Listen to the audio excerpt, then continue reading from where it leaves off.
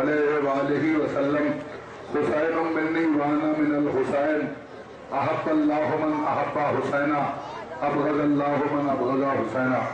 عزاداران مظلوم کربلا اور ماتم داران تشنگان فرات، آپ حضرات مسلسل پیغام متواتر عزاداری سرکار سید الشہداء، ذکر کربلا، ذکر سید الشہداء اور مجالس و ماتم کے ذریعے سے معصوم عالمیان کی بارگاہ میں تشنگان فرات کا پرسہ پیش کر رہے ہیں، اور خوشنودی جناب زہرا کے لیے اپنے گھروں کو چھوڑ کر، اپنے تمام کاروبار کو چھوڑ کر شبداریوں میں، مجلسوں میں اور جلوسوں میں شرکت کرتے ہیں۔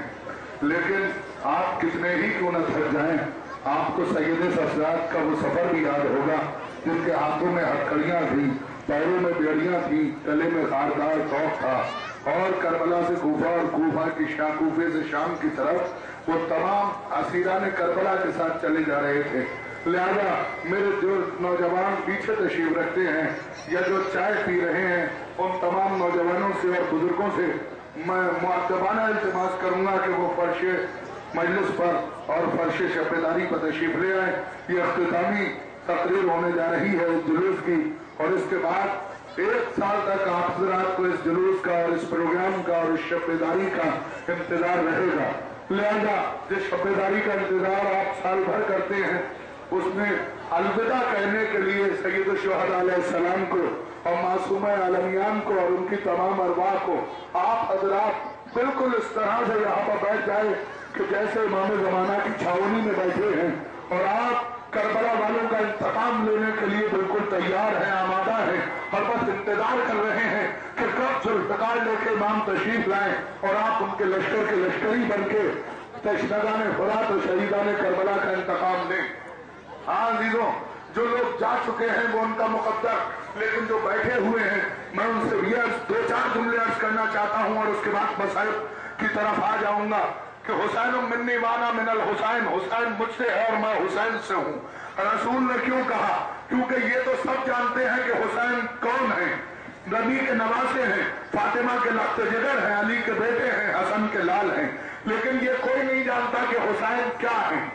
اور جب ہم نے حسین کو پہچاننے کی کوشش کی تو حسین ہر جگہ رسول کے ساتھ نظر آئے، مسجد میں رسول کے ساتھ، گھر میں رسول کے ساتھ، غزوات میں رسول کے ساتھ، عبادتوں میں رسول کے ساتھ، ریاضتوں میں رسول کے ساتھ۔ یعنی حسین اس قوت صابرہ کو کہتے ہیں جو چلے تو ذوالفقار بن جائے، رکے تو سجدہ بن جائے۔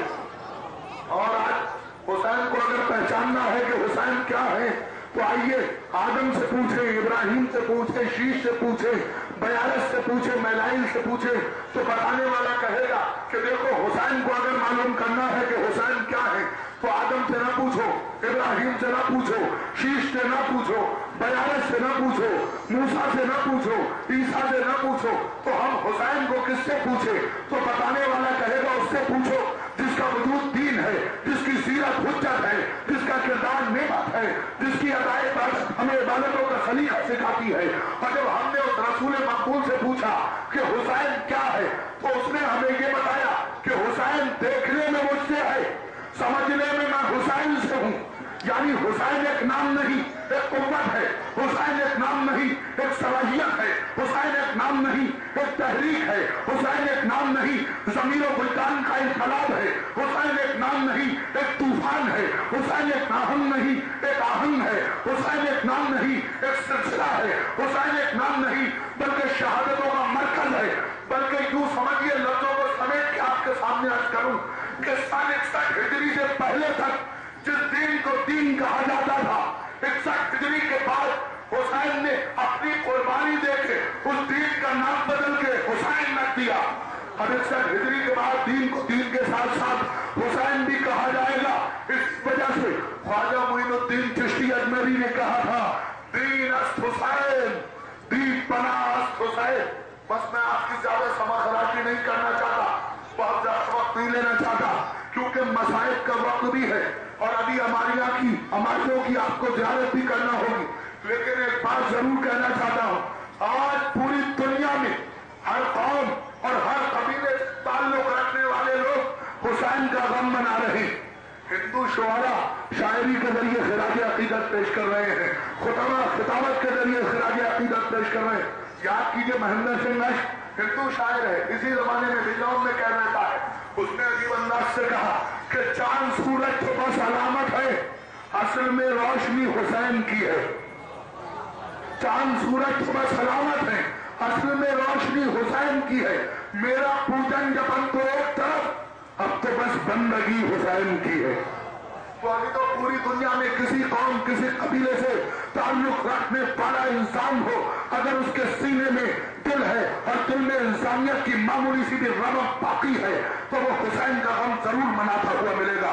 लेकिन ये जो अब्बास का परचम बुलंद किया जाता है, ये जो हुसैन का परचम बुलंद किया जाता है, ये क्या है? 1400 साल से लेके आज तक आप क्यों परचम बुलंद कर रहे हैं? आपने बहुत से अदाकारों से सुना होगा और बहुत से जाकिरों से सुना होगा, लेकिन मैं पुरानी मिसाल को नए नतीजे के साथ बस आखिर में पेश करना चाहता हूं कि कोई भी मुल्क होता है, उस मुल्क में उसी मुल्क का परचम बुलंद किया जाता है। लेकिन अब्बास का परचम ऐसा है, चाहे हिंदुस्तान में बुलंद कीजिए, चाहे पाकिस्तान में बुलंद कीजिए, चाहे अफगानिस्तान में बुलंद कीजिए, और बुलंद किया जाता है। आप पाकिस्तान का परचम अपने इस कस्बे में लाके नहीं बुलंद कर सकते, अफगानिस्तान का परचम यहाँ बुलंद नहीं कर सकते, यहाँ का परचम दूसरे मुल्क में ले जाके बुलंद नहीं कर सकते। लेकिन अब्बास का परचम पूरी दुनिया में बुलंद किया जाता है। किसी मुल्क का परचम अगर यहाँ लाके आप बुलंद करें तो हुकूमत आपको गिरफ्तार कर लेगी, पुलिस आपको गिरफ्तार कर लेगी। पूछिए क्यों गिरफ्तार कर रहे हो, तो यही कहेगी कि तुम दूसरे मुल्क का परचम हमारे मुल्क में बुलंद कर रहे हो, तो तुम्हारे यहाँ से गद्दारी की बू आती है, तुम गद्दारे कौम हो, गद्दारे मुल्क हो। लेकिन जब अब्बास का परचम बुलंद किया जाता है तो कोई कुछ नहीं कहता, कोई हथकड़ी नहीं लगाता, कोई नहीं पकड़ता। क्यों? क्योंकि जो अब्बास का परचम बुलंद करते हैं उनके हाथ से गद्दारी की बू नहीं आती, वफादारी की बू आती है, क्योंकि ये परचम वफादार का परचम है। और याद रखिए 1400 साल से लेके आज तक पूरी दुनिया में हुसैन का परचम बुलंद किया जा रहा है, अब्बास का परचम बुलंद किया जा रहा है। जुलूस आए, अजान निकल रही, जुलूस क्या है? तो आप मुझे बताइए, इलेक्शन होते रहते हैं, आप लोग भी वोट डालते रहते हैं। जब इलेक्शन होता है तो इलेक्शन से पहले बस आखिरी बात सिलसिले की, अलम के सिलसिले की, इलेक्शन से पहले आपने देखा होगा कि कितनी भी पार्टियां इलेक्शन में हिस्सा लेती हैं, सबकी रैली निकलती है। ये समाजवादी पार्टी की रैली, ये बीएसपी की रैली, ये कांग्रेस की रैली। लेकिन जब इलेक्शन हो जाता है तो बाद में एक पार्टी की रैली निकलती है। ये कौन सी पार्टी का? जो पार्टी जीत जाती है बाद में बस उसकी रैली निकलती है, उसका जुलूस निकलता है। सन 61 हिजरी से पहले करबला के मैदान में कभी खूनी का लश्कर, कभी पिसरे सात का लश्कर, कभी फॉर्मूला का लश्कर। लेकिन 61 हिजरी 10 मुहर्रम के बाद से आज तक पूरी दुनिया की हर बस्ती में, हर खित्ते में बस एक ही रैली निकलती है, एक ही जुलूस निकलता है, और वो है हुसैन का जुलूस, जो ये ऐलान करता है कि हम जीते हैं और कयामत तक कामयाब रहेंगे। और हुसैन ने करबला के मैदान में भी ये बताया कि देखो, तुम हमें खत्म करने के बाद कामयाबी के नक्कारे बजाना चाहोगे, शहनाइयां बजाना चाहोगे, तो हम नोके नेजा की बुलंदी से अपनी कामयाबी का ऐलान कर देंगे कि तुम नहीं जीते हो, हुसैन जीते। लेकिन दोस्तों और मेरे नौजवान भाइयों बुजुर्गों से माजरत के साथ, आज की इस इख्तितामी तकरीर में 2 महीने 8 दिन की अदाकारी का दर्द को जुमलों में सुनते चले जाइए, जो बहुत ही ज्यादा जरूरी है। उसके बाद मैं मसाइल पर आ जाऊंगा। मुझे ये बताइए, मजलिसें होती हैं, आप नारे लगाते हैं, नारा क्या होता है? नारे हैदरी, हुसैनियत जिंदाबाद, और उसके साथ साथ एक जुमला भी दोहराते जाते हैं नमाजों के बाद भी, मजलिसों के बाद भी। हुसैन, काश हम करबला में होते तो आपके कदमों में चांद को निसार कर देते। लेकिन क्या कभी हमने अपने गरीबान में झांक के देखा? क्या हमने अपना किरदार ऐसा बनाया कि हम हुसैनी कहला सके? बहुत तवज्जो चाहता हूं। अगर हुसैनी बनना है तो याद रखिए, ये इमाम जमाना की छावनी है और सब उसके सिपाही हैं। तो याद रखिए, मौला अपने चाहने वाले को कैसा बन देखना चाहते हैं? اپنے سپاہی کو کیسا دیکھنا چاہتے ہیں. اگر آپ کو حسین کا سپاہی بننا ہے، اگر آپ کو امام عصر کا سپاہی بننا ہے، اگر آپ کو پنجتن پاک کا شہدائی بننا ہے، تو ایسے بننے کی کوشش کیجئے جیسے حسین کے اصحاب کربلا کے میدان میں تھے، جیسے جان و حبیب ابن مظاہر تھے، جیسے مسلم ابن اوسجہ تھے، جیسے جناب عمہ تھے، جیسے سلمان فارسی تھے. اور اگر آپ اپنے کردار کو ان لوگوں کے کردار سے نہیں ملا سکتے تو سوچئے کہیں ہمارے یہ نعرے کھوکھلے تو نہیں ہیں. یہ آج آپ شب بیداری کے فرش پر بیٹھے ہوئے ہیں، سید الشہداء کا ذکر کر رہے ہیں. یہ ذکر کس نے قائم کیا تھا؟ یہ شب بیداری کا فرش کس نے بچھایا تھا؟ اس کی بانی کون تھی؟ عصمت صغرا جناب زینب، حسین کی شیر دل بہن، علی کی شیر دل بیٹی، آج بھی مظلومہ ہے. کل دشمنوں نے کربلا کے میدان میں گھیرا تھا، آج کے دشمن، آج کے اسلام کے باغی ان کے روزے کو گھیرے ہوئے ہیں. لیکن یاد کیجئے، ہم جو اکثر یہ کہا کرتے ہیں کاش ہم کربلا میں ہوتے، کاش مولا ہمیں وہاں جانے کا موقع مل جاتا. یہ بتائیے آج جناب زینب کے روزے کو مسمار کرنے کی سازشیں کی گئی، کوششیں کی گئی، تو کتنے تھے جو ہمارے درمیان سے گئے، کتنے تھے جو اٹھے. صحیح ہے ہم اٹھ کے نہیں جا سکتے، سرحدوں کے مسائل ہیں، قوانین کے مسائل ہیں، لیکن کم سے کم ایک جگہ جمع ہو کر، ایک عزاخانے میں جمع ہو کر شہزادی کے روزے کی حفاظت کے لیے دعائیں مشروع تو پڑھ سکتے ہیں، ماتم تو کر سکتے تھے. ہم نے اسے کس نے پلان کیا، کتنے نکل کے آئے، کتنوں نے اجتماعی طور پر دعائیں کی، لیکن نہیں، ہم تو نہیں جا پائے. سرحدوں کے مسائل تھے، قوانین کے مسائل تھے، پاسپورٹ کے مسائل تھے. ہم ہی میں کے کچھ نوجوان اٹھے اور اٹھنے کے بعد گئے. وہ نوجوان کہاں کے تھے؟ ایران کے، عراق کے، لبنان کے، شام کے اور دوسرے ممالک کے. اور جانتے ہیں شہزادی زینب کے روزے کو حصار میں لیا، سینوں کو ڈھال بنایا، اور روزانہ صبح کی نماز کے بعد جتنے بھی عزادار تھے آج بھی موجود ہیں روزے کے چاروں طرف، سب اٹھ کے ایک نعرہ بلند کرتے تھے، لبیک یا حسین، لبیک یا زینب. اے شہزادی زینب، آپ کے روزے کی حفاظت ہم سب عباس بن کے کریں گے. ہم عباس تو نہیں ہیں، لیکن عباس کے غلام عباس کا کردار پیش کرنے کے لیے آپ کے سامنے، آپ کے روزے کے سامنے حاضر ہیں. اے شہزادی، بہت ظلم ہو چکا، اب آپ کے روزے کو مسمار نہیں ہونے دیں گے، اب آپ کے روزے کو نقصان نہیں پہنچانے دیں گے. اور یاد کیجئے نعرے ہم لگاتے ہیں، ایک نعرے وہ بھی لگا رہے ہیں. ہمارے نعروں کی اہمیت ہے یا ان کے نعروں کی اہمیت ہے؟ میری مائیں بہنیں یہاں بیٹھی ہوئی ہیں، ان کی ذمہ داری زیادہ ہوا کرتی ہے کہ بچوں کو حسینی بنائیں، حسینیت کا درس سکھائیں اور بتائیں کہ حسینیت کیا ہے. اے بیبیوں، تقدس فضا کا واسطہ، بچوں کو لوریاں نہیں قرآن پڑھائیے، ہو کر جمع جو بیت مقدس کو چھین لے 100 بار روز قصہ خیبر سنائیو. بیبیوں کی ذمہ داری ہے. بس چونکہ ہم الوداعی مجلس میں ہیں، الوداعی شب بیداری میں ہیں اور الوداع کا وقت ہے، حسین کو الوداع کہنا ہے. اور جب الوداع کہتے ہیں تو ہم سب مل کے تجدید بیعت کیا کرتے ہیں. لہذا نعرہ میں لگاؤں گا. میرا التماس اور میری گزارش ہے کہ اس مجمع کو اور اس جگہ کو امام زمانہ کی چھاؤنی سمجھتے ہوئے تمام بیویاں، تمام بچے، تمام مرد میرے ساتھ ساتھ نعرہ لگائیں. اور یہ نعرہ نہیں ہوگا بلکہ سید الشہداء کی بیعت کی تجدید ہوگی کہ مولا ہم دوبارہ آپ کی بارگاہ میں بیعت کرنے کے لیے، آپ کے ہاتھ پر ظلم کے خلاف اپنا سینہ پیش کرنے کے لیے، مظلوموں کی مدد کرنے کے لیے آپ کا ذکر کیا کرتے ہیں. لہذا ہم آمادہ ہیں، سب نعرہ لگانے کے لیے آمادہ ہو جائیں. لبیک یا حسین، لبیک یا حسین. جہاں جہاں تک بھی جذبہ ایمانی کے ساتھ عورتوں کو بھی شرمندگی نہیں ہونا چاہیے، چونکہ کربلا کے میدان میں جہاں حسین اپنا کردار پیش کر رہے تھے وہیں زینب اپنا کردار پیش کر رہی تھی، سکینہ اپنا کردار پیش کر رہی تھی. لبیک یا حسین، لبیک یا حسین، لبیک یا زینب، لبیک یا زینب. آپ حضرات نے تجدید عہد بعثت کر لیا.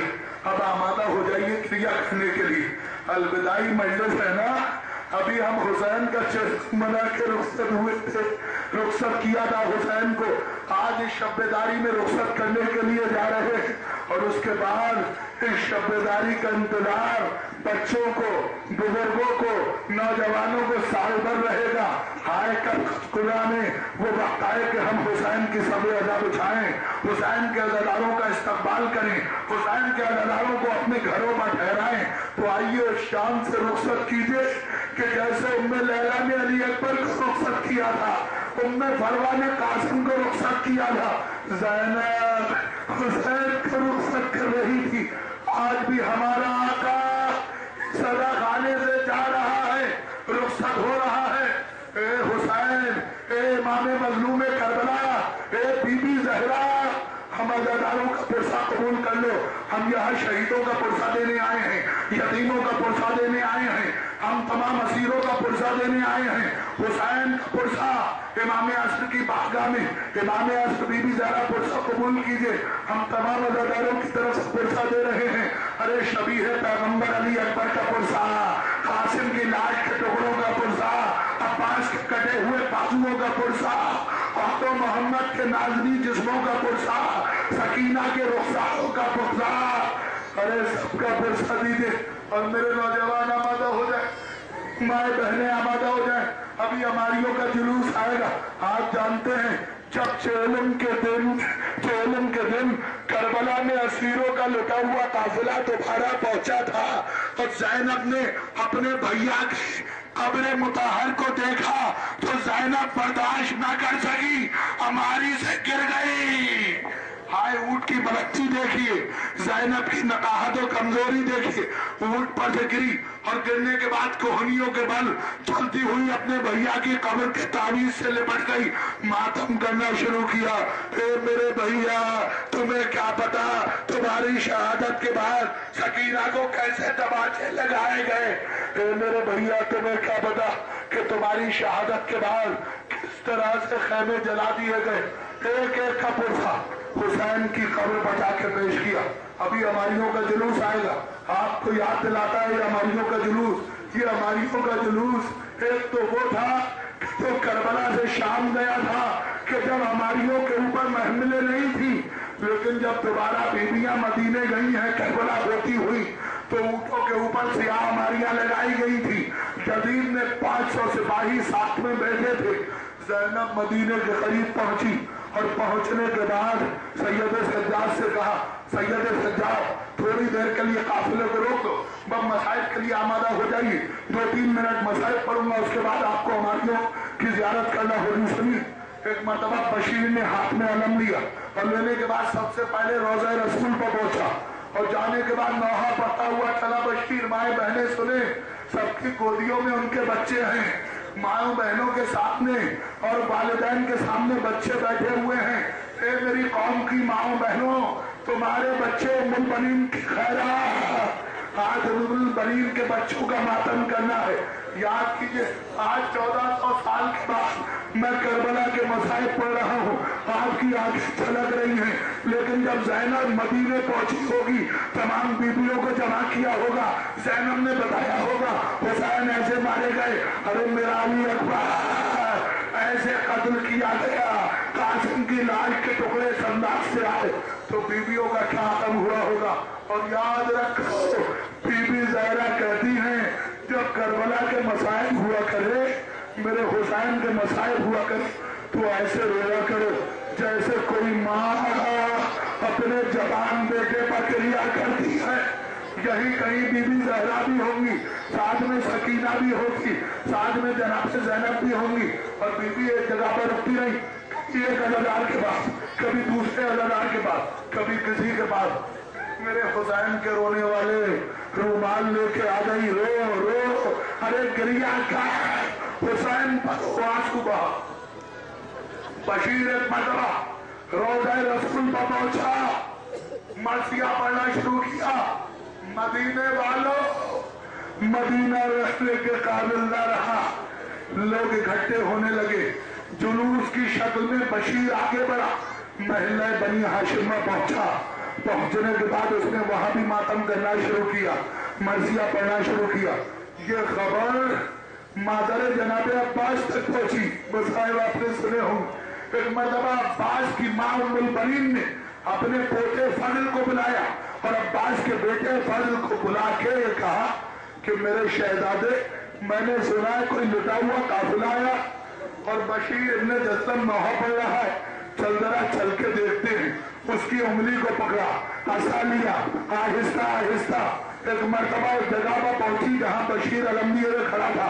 एक मरतबा अब्बास के बेटे ने अलम को देखा, पहचाना, एक लम्हे के लिए कहा दादी जरा मुझे छोड़िए। दादी को छोड़ा, आगे बढ़ा, लोगों को हटाया, अलम पर झपटा। एक जुमला का बशीर इतना बता दे ये अलम तुझे कहां से मिला? अरे ये तो मेरा बाबा करबला लेके गया था। ये अलम तो मेरे बाबा का अलम है, ये परचम तो मेरे बाबा का परचम है, तुझे कहां से मिला? बशीर ने सर को झुका लिया, कहा अब्बास के बेटे फल सुन, तेरा बाबा करबला के बेला हाँ रो रो गिरिया करो, बीबी ज़हरा को पुरसा दो, अलविदाई है ना, अलविदाइया है ना, अलविदाई शब्दारी है। एक मरतबा उम्मुल बनीन करीब आई और आने की बात कहती है बशीर इतना बता दे कौन मारा गया? क्या बीबी हुसैन मारा गया? क्या कौन हुसैन? क्या फातिमा का लाल हुसैन मारा गया? हाँ बीबी फातिमा का लाल हुसैन मारा गया। सुनेंगे बर्दाश्त न कर पाएंगे। का एक मरतबा बीबी उम्मुल बनीन पूछती है बशीर क्या अली का लाडला हुसैन? कहा बीबी सैयदा का चमन उजड़ गया, हुसैन मार डाला गया, अली अकबर मार डाले गए, ज़ैनब के सर से चादर छिन गई, इतना कहना था। उम्मुल बनीन ने माँ बहनों सुने। एक मरतबा नजफ का रुख किया, एक जुमला कहा, ए मेरे वालियों वारिस, नजफ में आराम से सो रहे हो, मेरा शहजादा हुसैन मारा गया, अब्बास जिंदा रहा, दूध न बख्शूंगी, इतना कहना था। बशीर ने सर को पीट लिया, ए बीबी ऐसा न कहो, पहले अब्बास के बाजू कटे, बाद में हुसैन मारा गया। पहले अब्बास के बाजू कटे, बाद में ज़ैनब की चादर चली। सुनेंगे अजीब। और उसके बाद जब ये काफिला मदीने में आया तो एक मरतबा उम्मुल बनीन ने देखा कि अली अकबर के साथी नौजवान 18-19 बरस के जो अली अकबर के साथ खेला करते थे वो रास्ते से आ रहे हैं। अरे उम्मे लैला अपने आप को संभाल न सकी, बेहोश होकर गिर गई। ज़ैनब ने संभाला, भाभी लैला क्या हुआ? भाभी अपने आप को संभालिए। एक मरतबा उम्मे लैला कहती है ज़ैनब जरा इंसाफ तो करो, मेरे अली अकबर के हमदोली, मेरे अली अकबर के साथी हाथों में हाथ लिए हुए सब एक साथ आ रहे, मुझे अपना अली अकबर याद आ गया। सुने बस 2-3 जुमले और उसके बाद हमारी आएंगी और उसके बाद मेरी माएँ बहनें सुने तो खत्म करने जा रहा हूँ और ये रिवायत ऐसे तो बर्दाश्त न कर सकेंगी। उसके बाद ये रोजाना का दस्तूर था कि तमाम बीबियां जमा होती थी, रोज़ा रसूल बजाती थी और रोजाना किसी एक के घर पुरसा देने के लिए जाती थी, क्योंकि करबला में किसी को पुरसा नहीं दिया गया था ना, मदीने की औरत साथ हो जाया करती थी। एक दिन अब्बास की माँ उम्मुल बनीन ने फजल से कहा, मेरे लाल फजल कहीं ऐसा ना हो कि शहजादी ज़ैनब हमारे घर में आ जाए, उम्मे कुलसूम हमारे घर में आ जाए, घर में जियाफत के लिए कुछ एहतमाम नहीं है, शब्देदारी होती है ना, तो अगर किसी के घर में कुछ नहीं भी होता, बाहर के मेहमान आते हैं तो इंतजाम करके रख देता है, हाय मेरे हुसैन के अज़ादार आते होंगे, हाय मेरे घर पे मेहमान आएंगे, उन्हें अच्छा से अच्छा खिलाए, अच्छे से अच्छा पिलाए। उम्मुल बनीन कहती है मेरे लाल फजल जा, मेरे शहजादे फजला, कहीं ऐसा ना हो कि ज़ैनब उम्मे कुलसूम आज हमारे घर पर आ जाए, घर में कुछ नहीं है, छोटी सी मश्क उठा, कम से कम पानी लाके तो रख ले ताकि हम उन्हें पानी पिला सके। अब्बास के बेटे फजल ने मश्क को उतारा, जा ही रहा था कि दख्ल बात किसी ने किया। अब्बास के बेटे ने जाके दरवाजे को खोला, अब जो खोलता है तो क्या देखता है, आका जादियां आई हैं, जनाब ज़ैनब तशरीफ लाई हैं, उम्मे कुलसूम तशरीफ लाई हैं, मसनद बिछाई, सबको मसनद पर बिठाना, एक मरतबा नन्ही सी मश्क को अब्बास के बेटे ने खाने पर रखा, बाहर की तरफ चला, زینب نے دیکھا، دل بھر آیا، بیوی اپنے آپ کو سنبھال نہ سکی، اور کربلا کا رخ کیا، عباس کو آواز دی، اے میرے شیر، اے میرے عباس، پانی لینے گیا تھا، ارے تو مشق نہ لا سکا، تیرا بیٹا فلان آج نمدار بن گیا، تیرا بیٹا سقائی کا کام انجام دے رہا ہے۔ بات چیزوں ہماری آ رہی ہیں، سب سے پہلے شبیہ علم مبارک آئے گا، کیونکہ آپ جانتے ہیں عباس کا لاشا نہیں آیا تھا، عباس کا علم آیا تھا، لہذا ہم عباس کا علم مرامت کرتے ہیں۔ ارے آقا کا علم آ رہا ہے، ماتم کرو، ماتم کرتے رہو، عباس کے علم کی زیارت کرتے رہو۔ یہ اس کا علم ہے کہ کربلا میں جس کا لاشا نہیں آیا بلکہ اس کا علم آیا تھا، عباس کا علم آ رہا ہے۔ ارے سکینہ کو پرسا دو، حسین کو پرسا دو، اور اس کے بعد شبیہ ہماری جناب زینب آئے گی، یہ اس کی ہماری آئے گی۔ جب شہزادی کو مدینے سے کربلا حسین لے جا رہے تھے اور ہماری پر سوار کرنے کے لیے لائے تھے، تو جانتے ہیں آپ عباس تلوار لے کے باہر نکلے، آواز بلند کی، مدینے والوں اپنے اپنے گھروں کو بند کر لو۔ ایک مرتبہ آسمان کی طرف عباس نے دیکھا، اے مخلوقات آسمان اپنی اپنی آنکھوں کو بند کر لو، شہزادی زینب ہماری بس سوار ہونے کے لیے جا رہی ہے۔ اور اب اس کے بعد علم جناب عباس کے بعد سقائے سکینہ کے علم کے بعد جناب زینب کی ہماری کی زیارت کیجیے گا، اور اس انداز سے کیجیے گا کہ جب مدینے میں ہماری پہنچی تھی تو بنی ہاشم کے محلے میں کیا کوہرام برپا تھا۔ ارے روتے جاؤ، گریا کرتے جاؤ، الوداع کہتے جاؤ، اے بی بی اگر بچے رہے، زندہ رہے تو اگلے برس پھر ہوں گے، اور اسی طرح آپ کی ہماری ہوگی، اسی طرح عباس کا علم ہوگا، اور جو چلے جائیں گے تو پھر ان کا سلب آخر مزیدو ماتم کرتے رہیے۔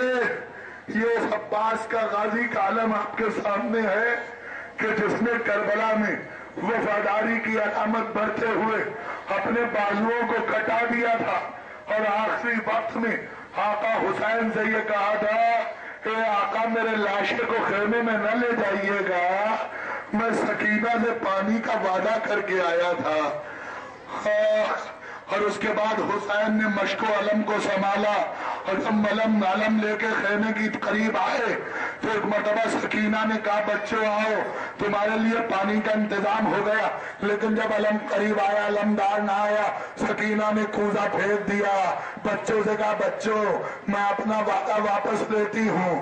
اور اب یہ جناب زینب ثانی زہرا کی ہماری، ارے جب زینب مدینے میں گھر سے باہر نکلتی تھی تو چھوٹا سا عباس چھوٹی سی تلوار ہاتھ میں لے کے زینب کے آگے آگے چلتا تھا، اور مدینے والوں سے کہتا جاتا تھا اے مدینے والوں اپنی آنکھیں بند کر لو، آقا زادی جا رہی ہے۔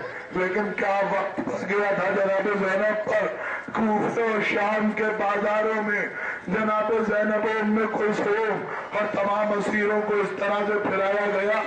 جب سید سجاد سے کوئی پوچھتا تھا اے بیمار امام، شہادت تو آپ کے گھرانے کی میراث ہے، پھر آپ اتنا گریہ کیوں کرتے ہیں؟ تو سید سجاد ایک ہی جملہ کہتے تھے، ہائے اتنا بتاؤ شہادت ہمارے گھرانے کی میراث ہے تو کیا ماں بہنوں کو بے ردا دیکھنا، بے پردہ دیکھنا کہ ہمارے گھرانے کی میراث ہے؟ ارے جن شہزادیوں کو چشم فلک نے بے ردا نہ دیکھا ہو، کوفہ و شام کے بازاروں میں کشا کیا پھرایا گیا۔ اور اس کے بعد اب یہ جناب زینب کی چھوٹی بہن جناب ام کلثوم کی ہماری آ رہی ہے۔ جانتے ہیں یہ شہزادیاں جب مولا کائنات کوفے کے حاکم تھے تو کوفے